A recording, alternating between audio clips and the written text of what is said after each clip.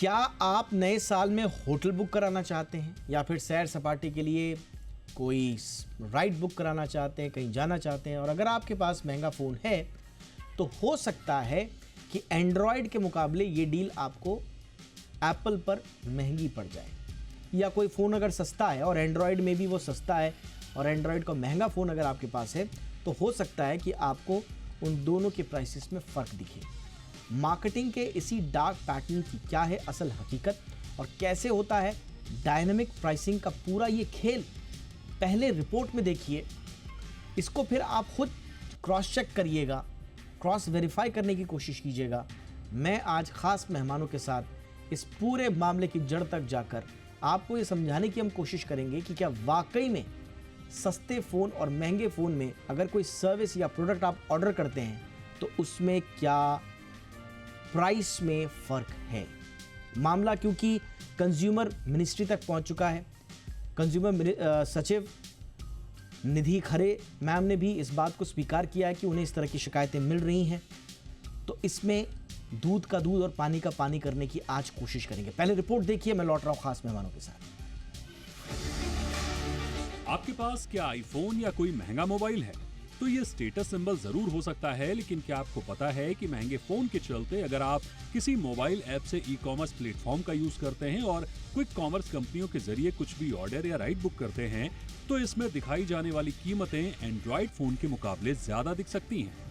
यानी order book करने के दौरान एंड्रॉइड यूजर्स और iOS यानी आईफोन यूजर्स के रेट में ये अंतर एक बड़ा खेल है।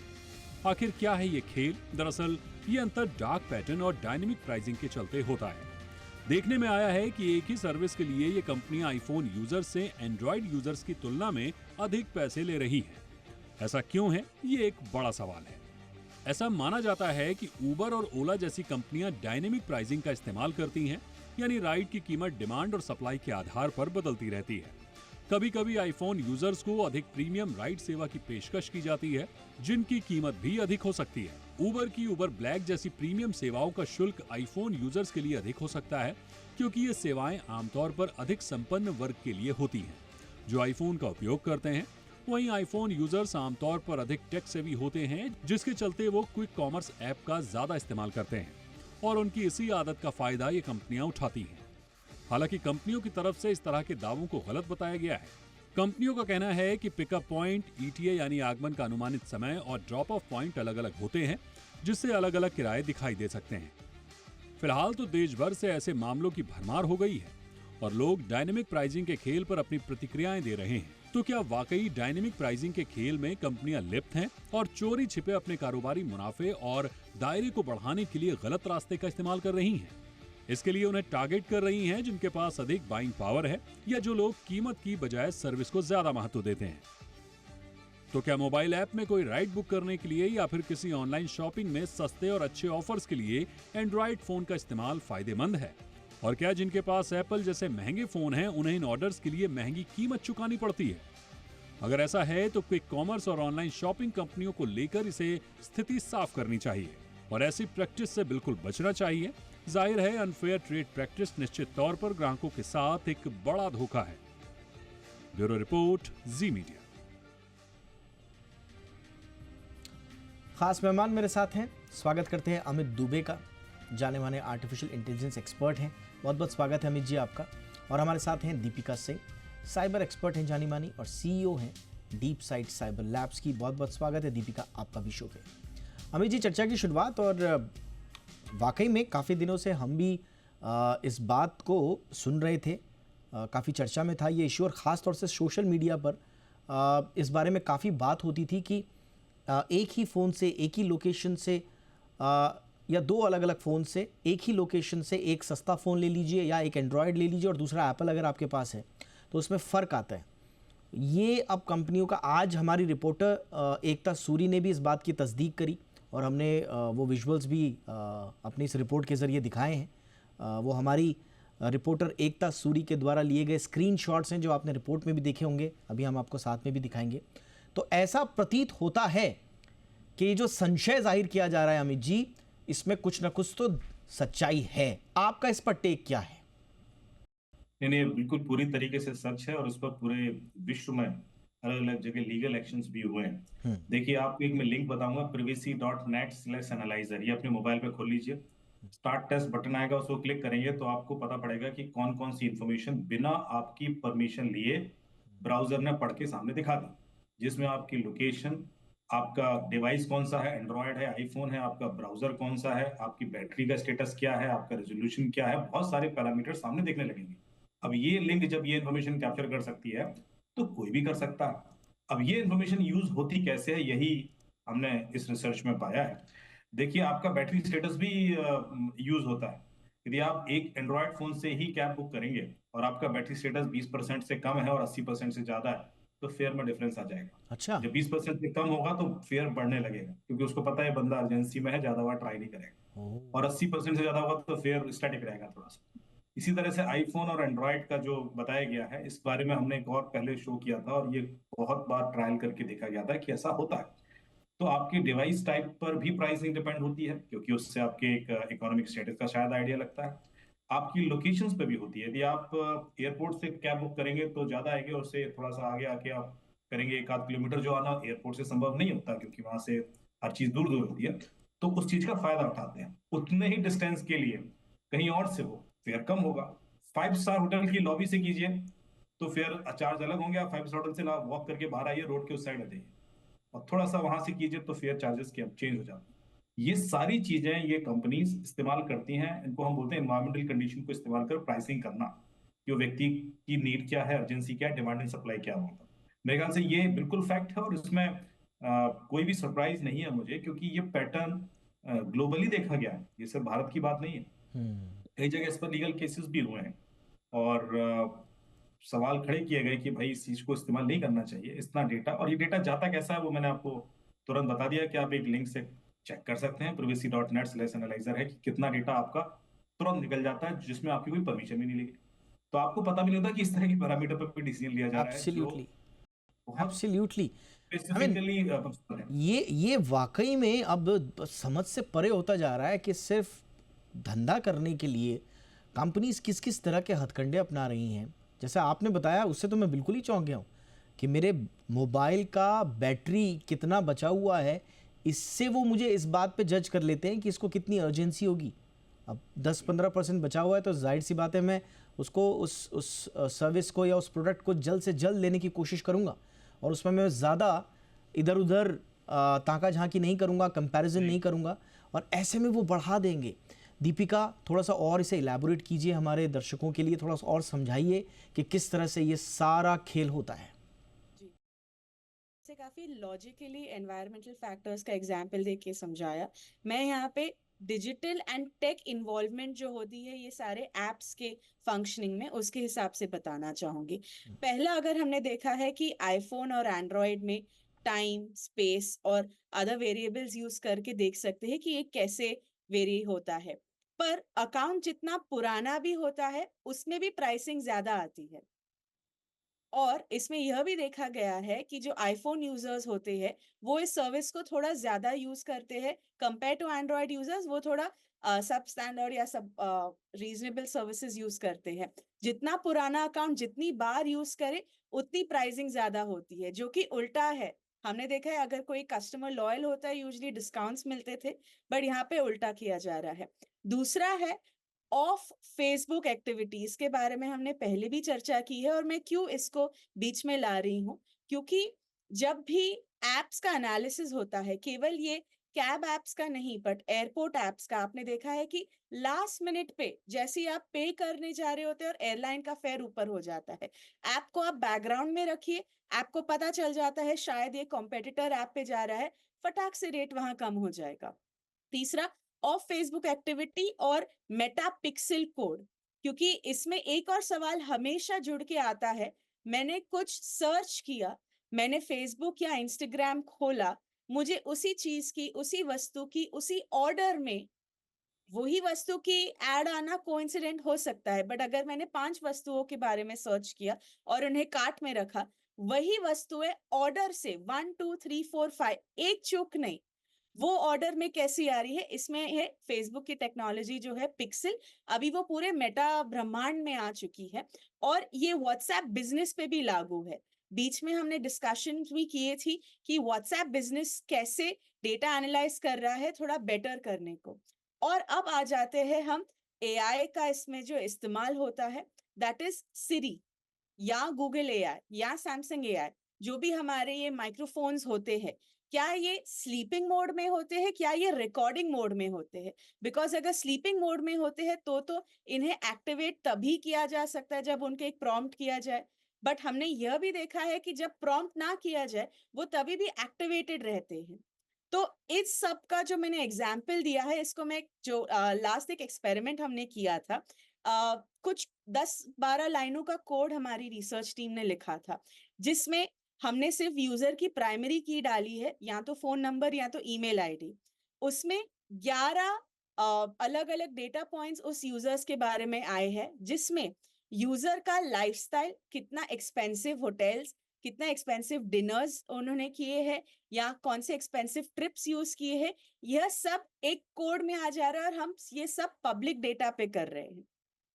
तो एब्सोल्युटली इसमें सिर्फ आपने जो आज डिस्कशन कर रहे हैं वो एक छोटा सा मामला है कि जी। कैब रेट्स का, हम्म। पर इसके पीछे जो वर्किंग हो रहा है, जो ये डेटा पॉइंट्स पार्स किए जा रहे हैं या भेजे जा रहे हैं, यह सब एक इंटेलिजेंट प्लेस होल्डर में डाल के एनालाइज किया जा रहा है कि यूजर की लाइफस्टाइल कैसी है, यूजर के फ्रीक्वेंट पिकअप और फ्रीक्वेंट ड्रॉप लोकेशंस कौन से है, या वो कौन से एयरलाइन से इस्तेमाल या यूज करते हैं। आपने ऐप टॉकिंग के बारे में तो सुना ही होगा कि एक ऐप दूसरी ऐप को कभी कभी डेटा भेज देती है, तो जिसकी वजह से हमें डेटा फिल इन नहीं करना होता है। तो अभी यही चल रहा है कि जब भी कोई ऐप हमारे फोन के स्पेस में आ जाती है, it starts talking to the other apps. This is the ये kind of privacy ecosystem that we require right now, so that absolutely important decisions are taken and regulatory framework fines against such anti-competitive practices as well. Absolutely Plus आपने unfair आपने data. Regulatory framework की बात करी अमित, क्या वाकई में ये सिर्फ मामला अब सिर्फ हमारी अवेयरनेस तक ही रह गया? हम ही अवेयर हों? चलिए, अब जिन लोगों को इतना समझ है, इतनी ज्ञान है कि दुनिया में क्या चल रहा है, जैसे इस बहस की शुरुआत अगर मैं गलत नहीं हूँ तो रेडिट पे हुई थी। अब हर कोई तो रेडिट पे होगा नहीं, या वहाँ से आने वाली चर्चाओं को दूसरे जो प्लेटफॉर्म्स हैं वहाँ पर कितना शेयर किया जाता है या उन पर कितनी बहस हो रही है, इतना हम हर किसी की पहुँच तक उसको नहीं पहुँचा सकते इस पूरे विमर्श को। ऐसे में क्या ये हमारी ही जिम्मेदारी है, यूज़र की ही जिम्मेदारी है कि वो अवेयरनेस का ठेका ले, या फिर इसमें पॉलिसी इंटरवेंशंस भी हों ताकि जो इस तरह के प्रॉब्लम्स में, इस तरह के स्कैम्स हम कहेंगे, अनफेयर ट्रेड प्रैक्टिसेस में संलिप्त हैं, उनको क्या हम पनिश कर सकते हैं? बिल्कुल, इसमें पॉलिसी इंटरवेंशन जरूरी है, क्योंकि आप हर चीज यूजर पे नहीं थोप सकते। यूजर ऑलरेडी बहुत लोडेड है, वैसे ही साइबर क्राइम में हर बार आप उसको कह देते हो कि आपकी गलती है, और वो बेचारा अपने आप को जस्टिफाई भी नहीं कर पाता कि भाई मुझे नहीं पता था। क्या क्या पता रखे कोई भी यूजर? अब ये चीज भी उसको पता रखने की जिम्मेवारी रहेगी कि मैं कोई ऐप यूज कर रहा हूँ, उसकी प्राइसिंग, उसके बहुत सारे पैरामीटर्स पे डिपेंड कर रही है, वो पैरामीटर्स साइलेंटली उससे निकाल लिए जा रहे हैं, चोरी कर लिए जा रहे हैं, क्योंकि उसको तो पता ही नहीं। उसको जब आप कहते हो कि आपकी परमिशन से निकाला गया है, आप उसकी अवेयरनेस उस तक है ही नहीं, उसको पता ही नहीं कि उसकी परमिशन भी ली गई है। तो बेसिकली ये एक तरह का बिल्कुल मेल प्रैक्टिस ही है, और गलत तरीके से निकाला जा रहा है और उसको मिसयूज किया जा रहा है उसी के अगेंस्ट।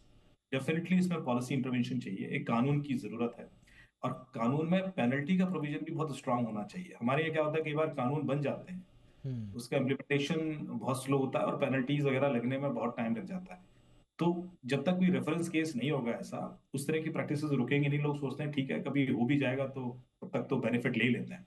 ये एक जो अवधारणा है मेरे ख्याल से बदलने की जरूरत है, कि आप यदि 4 साल 5 साल बेनिफिट भी उठा लिए किसी ऐसी चीज का, तो आपको फिर पेनल्टी उस हिसाब से लगनी चाहिए कि 4 साल जो भी आपने उसका फायदा उठाया होगा वो उसमें अकाउंटेड हो। अभी क्या होता है कि वो बड़ा मिनिमल सा कोई पेनल्टी लगा दिया जाएगा, और उसके बाद उनका बेनिफिट जो है वो ओवरऑल बेनिफिट बहुत प्रॉफिटेबल ही होगा उस पेनल्टी के रिलेटेड, तो उसको फर्क नहीं पड़ता।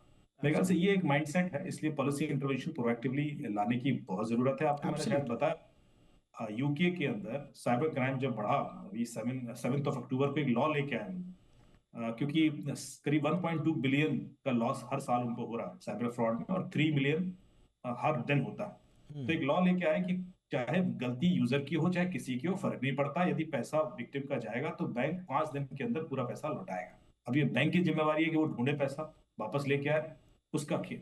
विक्टिम को इससे फर्क नहीं पड़ता। तो विक्टिम को आप नहीं बोल सकते कि आपने ओटीपी दे दिया था, या आपने क्यूआर कोड स्कैन कर लिया, लिंक स्कैन कर लिया, या आप इंस्टॉल कर लिया ना। वो कुछ भी कर ले, वो कर सकता है। ये लॉ अपने आप में एक बहुत बड़ा लैंडमार्क लॉ है, क्योंकि आप देख रहे हो कि सारी अकाउंटेबिलिटी बैंक को दे दी कि आप डिसाइड कीजिए भाई, आप आपके ऊपर मैंने पैसा रखा है, तो आप पैसा ट्रेस भी कर सकते हैं, आप पता कर सकते हैं कहाँ गया और वहां से लेके आइए। मेरे ऊपर क्यों आप पूरा अकाउंटेबिलिटी डाल देते हैं? तो मेरे ख्याल से इस तरह की जो यूजर के ऊपर हमेशा थोप देना चीजें, ये बदलेगी। और इसको एज ए रेफरेंस लिया जा सकता है, भारत सरकार को भी इस तरह की इस लॉ लाने पड़ेंगे।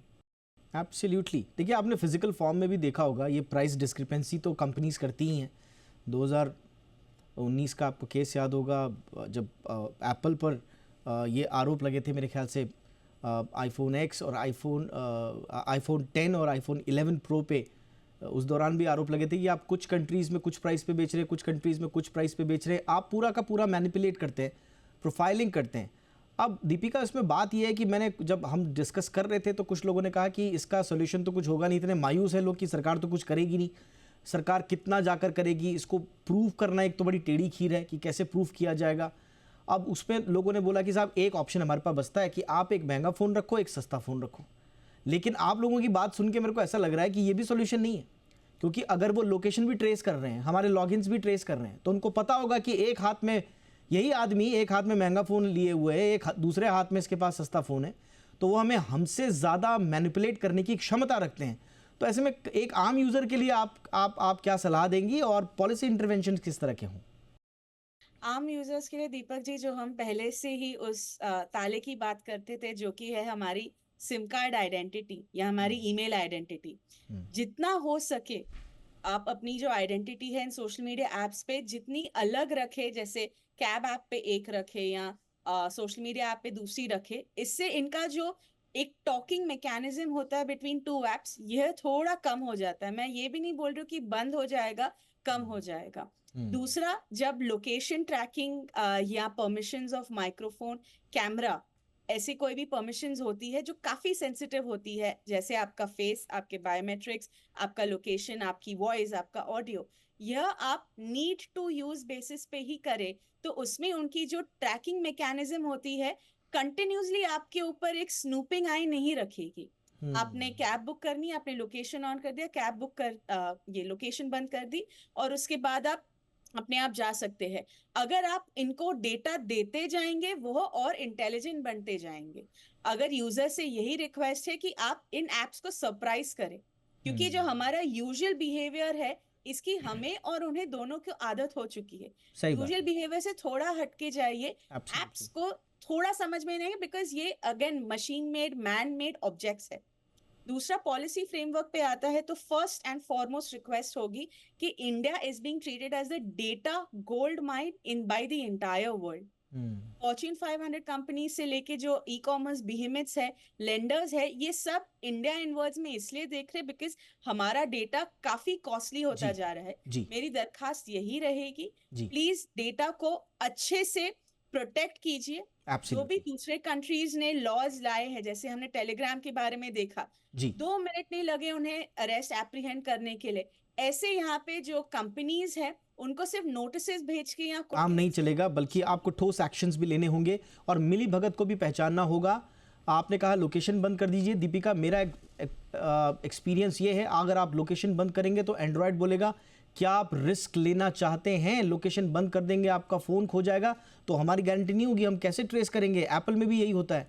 तो वो उस ऐप से कोई मतलब नहीं है इसका, लेकिन लोकेशन बंद करने से जो मोबाइल मैन्युफैक्चरिंग कंपनी है उसको भी दिक्कत है। तो कहीं ना कहीं मिली भगत नज़र आती है। इमोशनल हमारे साथ जो खेला जाता है कि अगर आप इंश्योरेंस लेना चाहते हैं टिकट बुक करते समय और आपने कहा कि मैं नहीं लेना चाहता हूँ, तो आपको उलाहना ऐसी दी जाती है, ताना दिया जाता है, I want to risk my life, continue. अब मुझे ऐसा लगता है उसमें कि मैं कोई पाप कर रहा हूँ। तो ये सारी जो मिली भगत है, इनके डार्क पैटर्न्स को और डीपली आइडेंटिफाई करके सरकार को कैटेगोरिकली पीनलाइज करना चाहिए, नज़ीर पेश करनी चाहिए, ताकि इस तरह के जो स्कैम्स हैं वो बंद हो या अनफेयर ट्रेड प्रैक्टिसेस हैं वो बंद हो। बहुत बहुत शुक्रिया आपका इस महत्वपूर्ण विषय पर बातचीत करने के लिए। Amit ji thank you so much, Deepika Singh thank you so much ma'am आपका शो में आने के लिए।